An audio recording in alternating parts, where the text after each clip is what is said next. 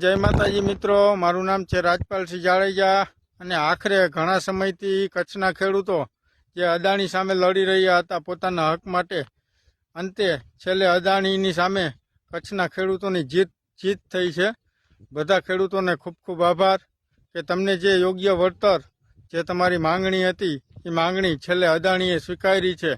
અને જે અદાણી દ્વારા ખેડૂતો ઉપર જે અત્યાચાર કરવામાં આવ્યો હતો કે અમુક ખેડૂતોને એમનેમ ડાયરેક્ટ નોટિસ વગર સીધા ખેતરમાં આવી અને ખાડો ગારી અને જે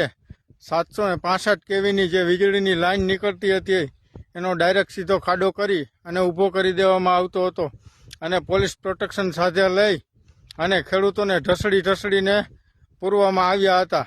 અંતે છેલ્લે એસપી સાહેબે પણ એવું કહી દીધું છે કે હવે અમે અદાણીને કોઈ પણ પ્રકારનું પ્રોટેક્શન નહીં આપી અને તમારે જે ખેડૂતોની માંગણી છે એ માંગણી પૂરી કરી દો એટલે ઓટોમેટિક ખેડૂત તમને ખેતરમાં જગ્યા આપી દેશે પાઉલ ઊભો કરવા માટે। તો કચ્છ પોલીસનો પણ ખૂબ ખૂબ આભાર અને ત્યાંના એસપી સાહેબનો પણ ખૂબ ખૂબ આભાર, કેમ કે ત્યારે ખેડૂતો દ્વારા આંદોલન કરવામાં આવ્યું હતું હળદળ ગામે, ત્યારે પોલીસ દ્વારા લાઠીચાર્જ કરવામાં આવ્યો હતો। એવી રીતે અહીંયા અદાણીના ઈશારે પણ લાઠીચાર્જ કરવામાં આવ્યો હતો, પણ અંતે જ્યારે પોલીસે પણ એવું વિચારી લીધું છે કે આપણે પણ એક ખેડૂતના દીકરા જ છીએ,